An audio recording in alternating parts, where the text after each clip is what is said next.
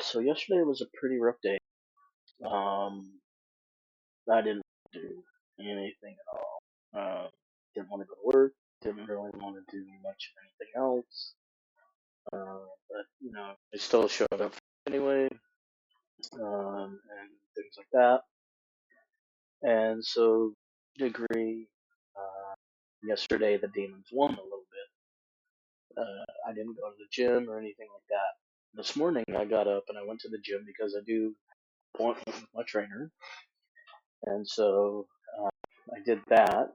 Now, I could have at any point in time changed the appointment, canceled it, but I opted to. I decided that I was going to go ahead and go and do my session, and I'm going to get up and go. I do know one thing. I need to get some more of these shirts from Vital because I absolutely love how comfortable they are. And it's kind of, again, a reminder to keep going, going on my journey. So some days are pretty easy. I can get up, I can do what I need to do, get going, and all of that. And then there are some days that are an absolute challenge, and those are the days that I really struggle on because it's for me, it's not just a small struggle. It's really a huge fight at times for me to be able to get up and get things accomplished, or do some stuff like before. For example, I'm working on learning how to create printables, um, and I'm taking a class on that. And it is a learn at your own pace. Unfortunately, I feel like I'm failing on that. I'm not learning at a very good pace. It's not that I'm not learning; it's just to keep like my anxiety under control and things like that. I put YouTube on, music, or I listen to channels that I subscribe to, so I just let my mind be quiet.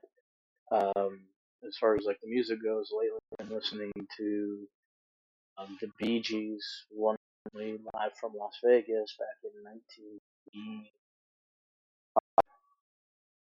maybe 97. But it's something that I listen to the songs, and it's comforting because it's the same songs over and over and over again. And for me, again, that's why I like, for example, I watch a lot of the same TV shows over and over again, the same movies over and over again, is because it's comforting. It's comfortable. I know what's going to happen next. Um, some unfortunately wind up quoting. I mean, I could play battles and pretty much almost the entire movie from start to finish. But it's a movie I love Mel Brooks. I love a lot of his work. Blazing Saddles is really good. Young Frankenstein is good. I need to see that again. Um, the World Part One, good. And so those are things that I. Spaceballs is really good. Um, those are movies that I absolutely love and will watch over and over and over because I do enjoy them. Checking to make sure Nerd was not harassed Thor this morning. Thor's had a tough time because I took the trash out, and he doesn't like plastic bags. Doesn't matter what kind of plastic bag it is. He does not like the sound of them, and I understand that. But Nerdle thinks that Thor takes off to run and hide from them. It's time. That's not the case. Um, so yeah, right now my anxiety's been a little higher than normal. I do have an appointment with just tomorrow. I'm going to see what I can do. If there's something that I can use to shut my mind down. A lot of times, what happens is it's not a memory that is troublesome. It's just, like for example, if I did wrong, maybe I ran a red light or I got a speeding ticket or something like that.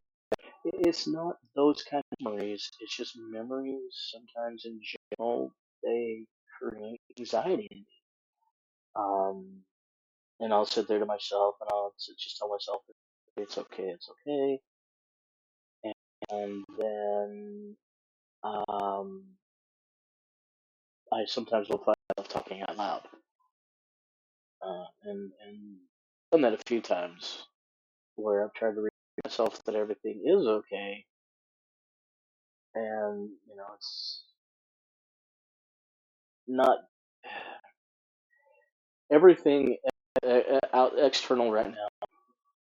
Notwithstanding, the world is not coming yet, but keeping with that and kind of keeping that in mind, or that's not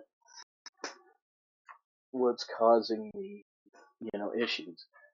And then another thing, um, my younger sister, my Aunt Kelly, got a hold of me a couple of days ago, which is cool. I have no problems with my Aunt Kelly reaching out. She wanted to know if things with my dad, and so yeah, I reached out to him, and I found out unfortunately he and his stepmom have COVID. My dad's an asymptomatic carrier, like I am, and so for him it's a challenge. But my stepmom is having some negative side effects. The thing is my stepmom does not like going to doctors. She doesn't like doing physical therapy or occupational therapy or anything like that. She doesn't like things, and I get that because she had back surgery back in the 80s, and it was not to like it is now. I mean, so the medical procedures have leaps and bounds and everything. Um, what would be like maybe a simple um, procedure now back in the 80s was like this massive thing. Anyway, but as a result, yeah, she's in a lot of pain and has a lot of trouble with that. And then my dad makes it sound like he's got dementia. Um, I don't think it's as bad as what he says. My younger feels like, yeah, she's more than not. But dad does um, kind of put it down and say, okay, we're going to the doctor or we're going to do our physical therapy and things like that about like our back. And then, of course, with this COVID and everything, yeah, doing telehealth visits and all that, which is cool. But I know she always just don't like doctors. You know what? I don't like them. I don't care. I go to them because they are helping me with my health and things like that. So, but as far as like my sphere of things going on, my Aunt Kelly reaching out to me is abnormal, to be honest. Um, I reached out to her and I talked to her for a little bit, and there's concerns with the current political environment. Say, yeah, if it's a shove, my passport is valid, and if I have to, I'll pack up some clothes and stuff, and we'll head to Canada, or I got a friend who's down in Mexico. I can go and make contact with, and, get to another country. So like, if I have to, I can probably take off from Mexico or Canada and go to Europe. I can go to Ireland. I can go to Scotland. I can probably go to Portugal and be okay. I've got a friend in Scotland, and I've got a friend in the Netherlands. If I have to, I can go to the Netherlands, and things like that. But at this time, I'm going to be here, and I'm going to be doing the best that I can. And so, yeah, that does cause sort of an existential. I don't know, is existential the right word? Go to Google. Let's see. Sonic. And definition of X. Definition of existential. The climate crisis is an existential threat to the world. Concern with existence, especially human existence, as a to the existential dilemma exists because we're also responsible for the proposition from an implying the existential proposition that within reality are constructed.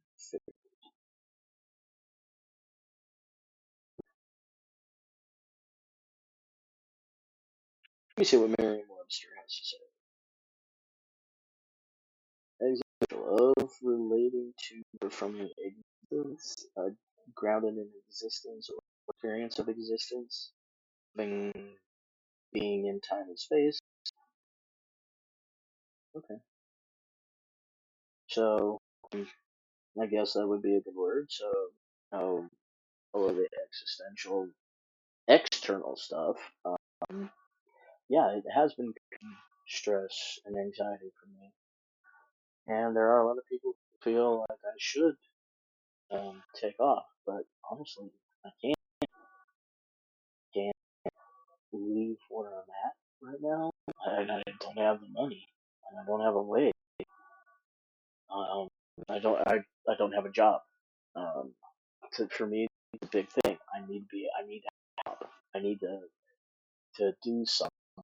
So whether it's working in a center or continue to work in a college or just what, yeah. But I mean, I can't conceivably sell some at. I'm not gonna get a whole lot. I might get 50,000 at best, or the worst,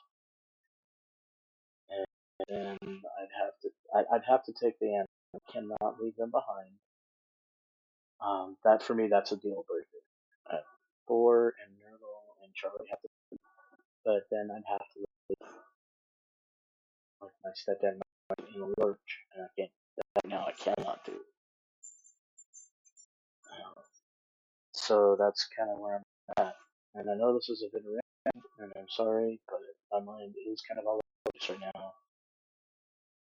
So I'm just this up, and we get it uploaded, and the link to it for a couple of weeks, and just go from there. I'm almost gonna get breakfast. I took my meds, and I'm hungry. So yeah, I want to do that.